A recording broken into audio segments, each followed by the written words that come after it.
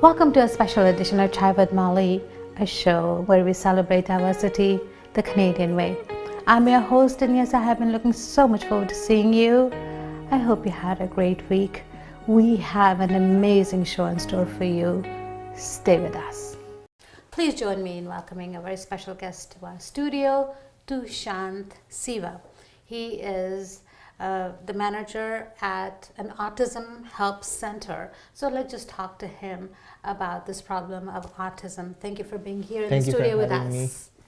First of all, we want to thank you very much for everything that you and your colleagues do at the center. Before we get into this conversation, why don't you tell us a little bit about autism? What is autism? What are the symptoms that people should be looking for in their children?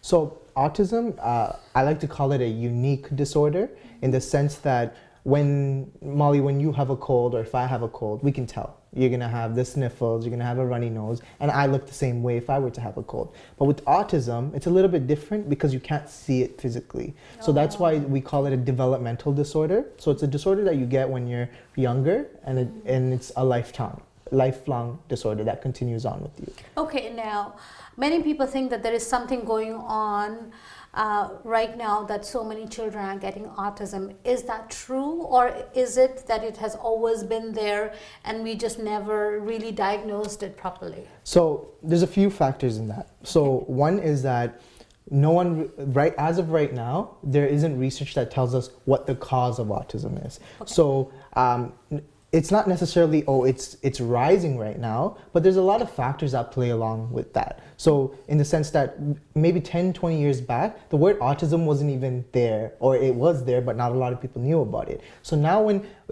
there's a lot of public education going on and a lot of awareness campaigns, a lot of people are understanding what autism is. And now people might be reporting, oh yes, my son or daughter or brother, sister might have autism. So it might not necessarily mean that autism is a disorder that's really catching on. It's just maybe that people are really actually aware of it and are actually admitting or going to the doctors and getting an assessment. And now it's being counted as, okay, this individual does have autism or a developmental disorder. Okay, so last week we had somebody come and talk on dyslexia. Right, and now dyslexia is also a learning disability. How is autism different from dyslexia? So autism, it attacks more of the social communication.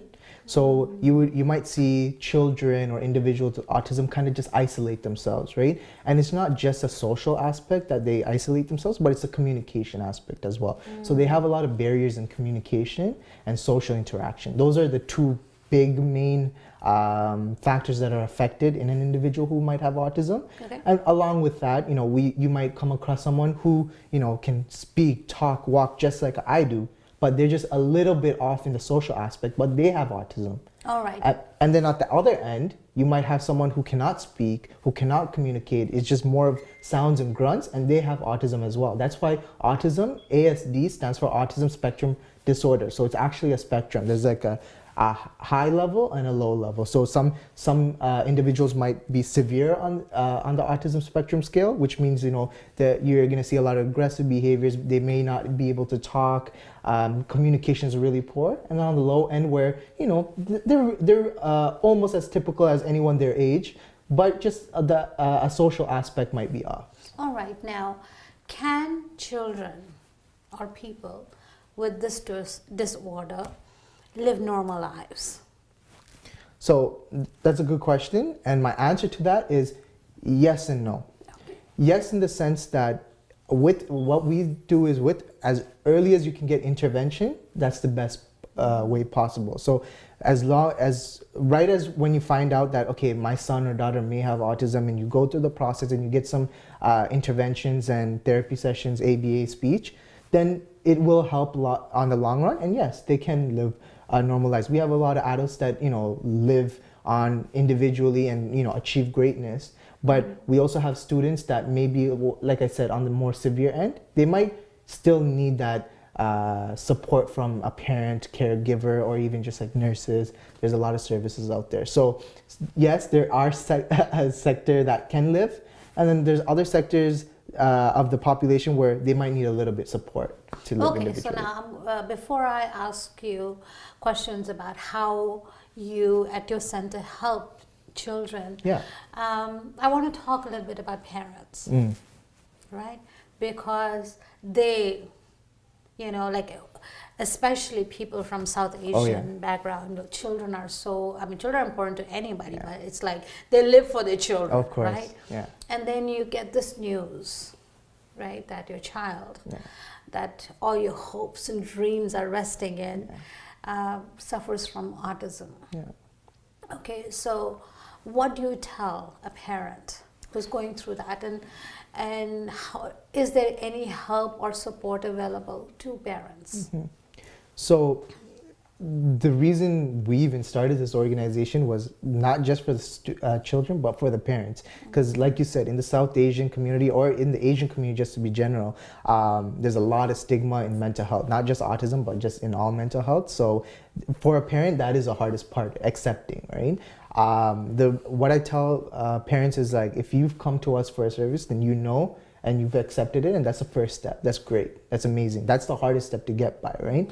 And there's a lot of workshops and especially awareness campaigns going on right now that are out there for parents to learn really about what autism is and how they can implement certain strategies at home to let the their life a little bit easier with their children, right? We have parents that come to me and say, "Hey, Thushanth, like, I want to go to the mall with my son, but I can't because, I'm scared that he might, get a little aggressive or have a behavior, and I don't want people to know," right?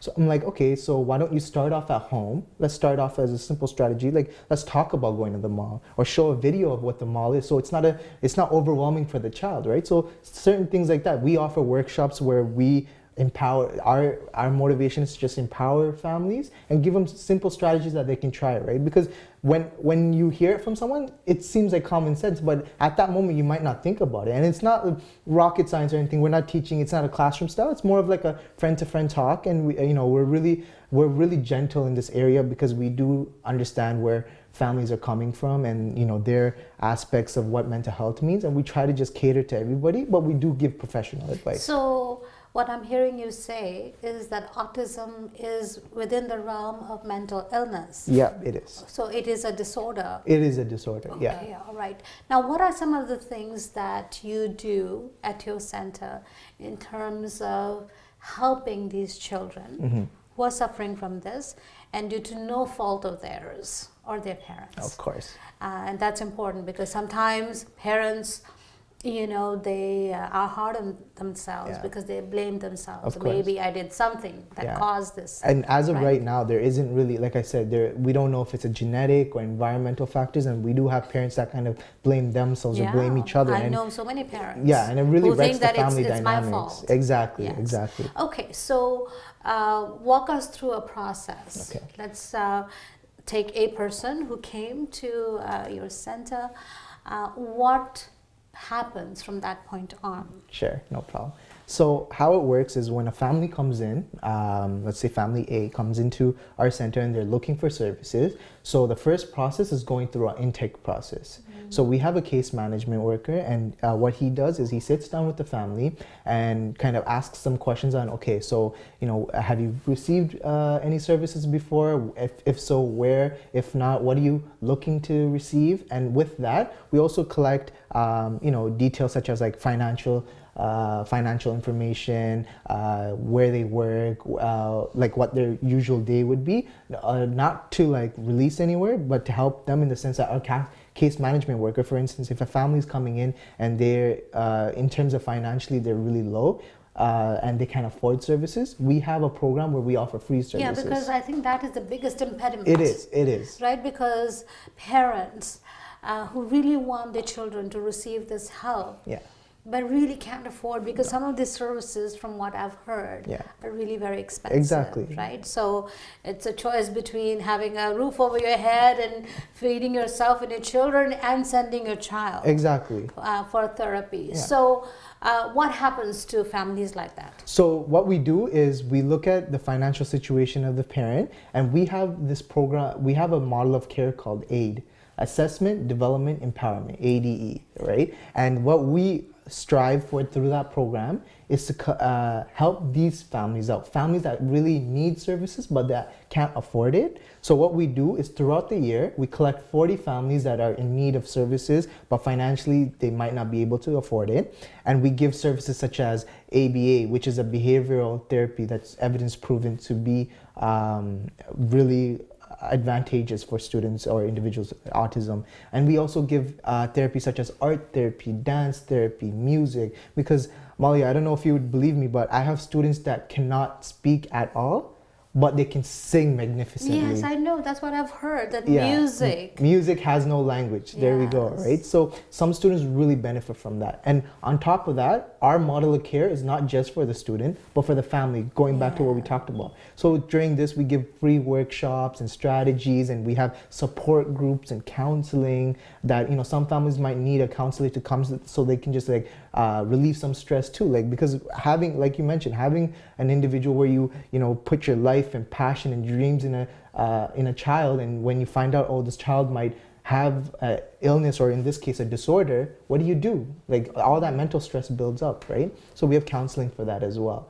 All right, so I know each case would be different because it's based on individuals. Exactly. But on an average, how much time should parents allocate before they begin to see some tangible results?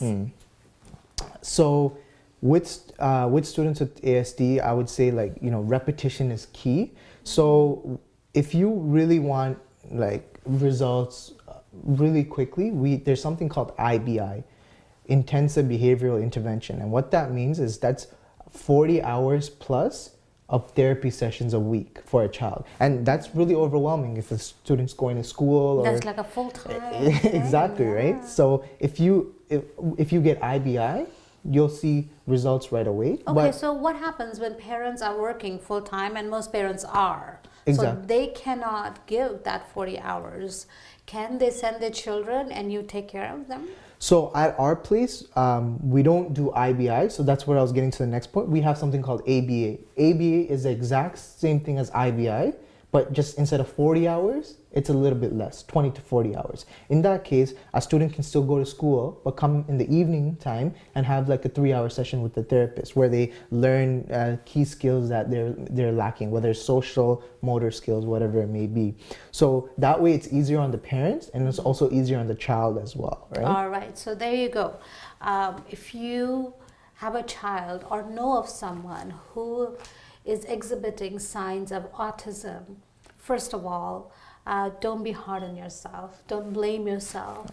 It's not your fault.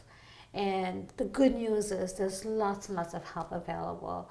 So if you want to contact them, you can either contact me at 647-979-3220, or better still, contact them directly on the website that is listed below. Thank you so much for being here. Thank you so much and sharing for having this us. valuable information Thank with you. us.